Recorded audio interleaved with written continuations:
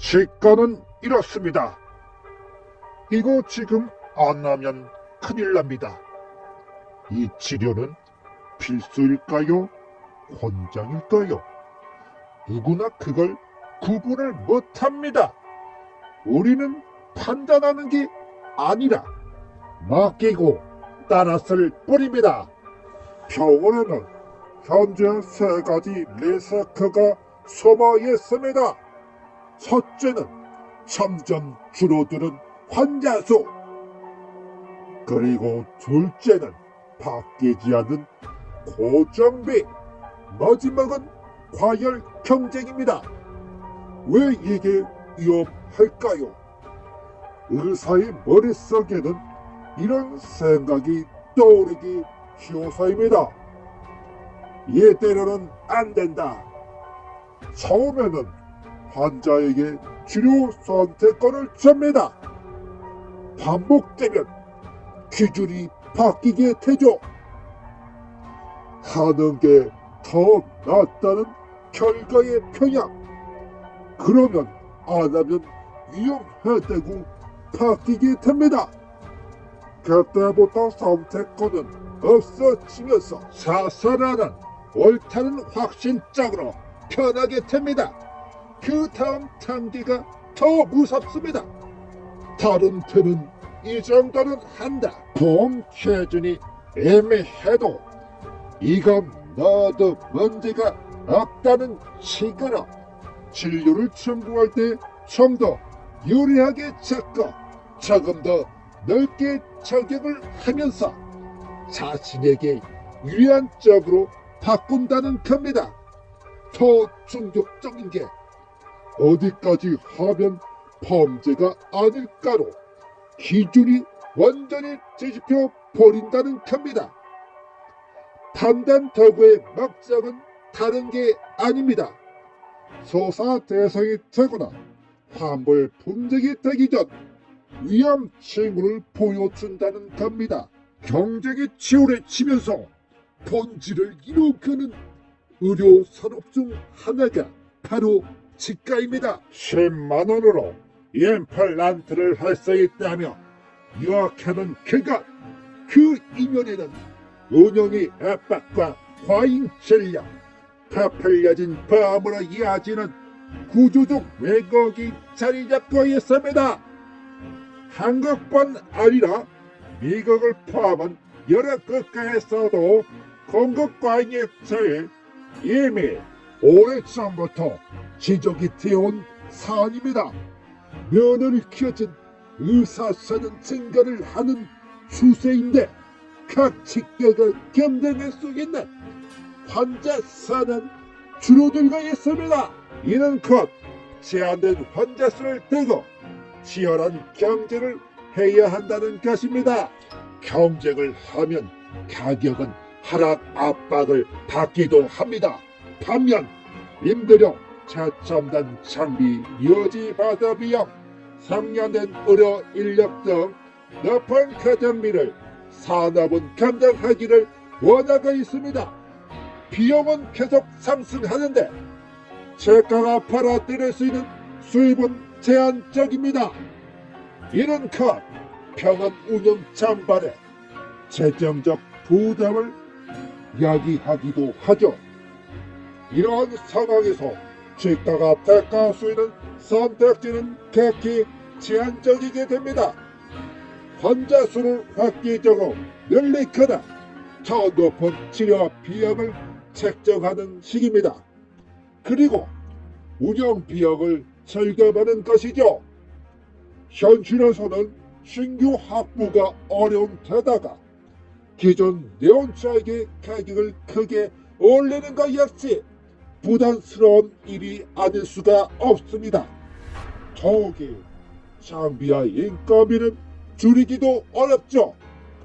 결국 같은 환자, 같은 시간에 더 많은 수익을 창출하거나 한 명의 환자로부터 더 높은 수익을 끌어내야 하는 상황에 몰리게 됩니다. 치료의 특수성은 소비자의 판단 능력을 현저히 저하시킨다는 점입니다.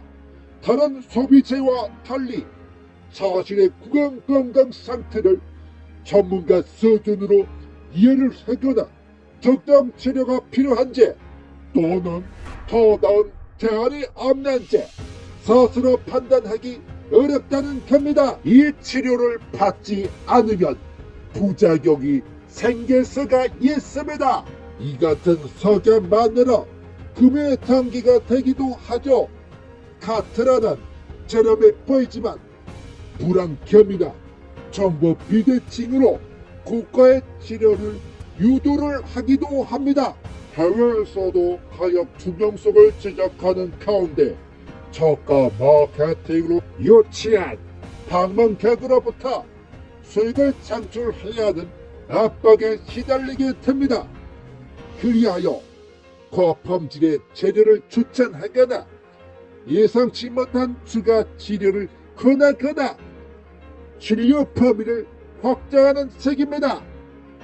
이러한 접근 방식이 악의적인 건 아닐 수 있습니다. 필요한 진료일 수도 있는 태도, 그 필요성과 과잉을 거부할 수 있는 정부와 능력이 부족하다는 데 있습니다.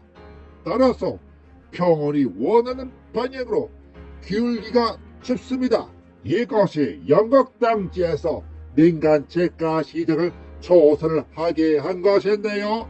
가격 불투명성과 소비자 보호에 대한 의혹이 제기된 근본적인 이유라고 할 수 있습니다. 이러한 상황에서는 무면허 의사, 보험 청구 퍼플리기 같은 극단적인 사기 행위로 이어질 수 있다는 겁니다. 이건 처음부터 계획된 범죄가 아니라 경제적 압박, 과열 경쟁, 왜곡된 수익 구조가 반복이 되면서 가격으로 유치하고 비싸게 청구하는 세계라 누구나 하지 말아야 할 행동을 할 수 있다는 겁니다. 이 모두의 근본이 되는 과잉 공급에 대한 문제도 인정을 해야 하겠지만요. 판단 도구의 필요를 인지를 못한 것이 지금의 상황에 이르게 했다는 것입니다. 자신의 병원 상태를 정확히 진단을 하고 분석할 수 있는 체계적인 도구나 역량이 없다면 단기적인 현금 흐름에 급급할 수밖에 없습니다. 미국 치과 협회 보고에 따르면 2025년 말 이전 미국 치과 의사의 3분의 1이 환자 수가 부족하다고 느끼고 있지만 서비스 제출 비용은 전체 의료 서비스보다 훨씬 낮다고 합니다. 그래서 병원장은 적자에 대해 고민하기보다는 지금 당장 돈을 확보할 수 있는 방법에 집중을 하게 된다는 거죠. 예약 이탈, 밀사금, 재방문율, 청구 누수 등 운영성의 관리 부재는 강간을 한 채 한 명당 더 많은 수익을 올리는 방식을 택하게 됩니다. 영국 경쟁시장청에서 2020년 3월 민간 치과 시장 조사에 작성한 것도 자유 경쟁으로 도락하는지 소비자가 가격과 저가를 제대로 비교할 수 있는지에 대한 의문에서 시작이 되었다는 겁니다. 정보는 불투명한데 내부 판단은 흔들리는 가운데서 범죄로 이어질 가능성은 높아진다는 것입니다. 어떤 보험 청구가 정상 판매인지 실제 진료 기록과 청구 내역이 얼마나 일치하는지 등을 체계적으로 관리하고 검증하기가 어렵습니다. 처음에는 괜찮겠지 해서 조금 과하게 청구를 하다가 왜곡이 쌓이면 허위 청구, 리베이트에 더욱 가까워지게 된다는 거죠.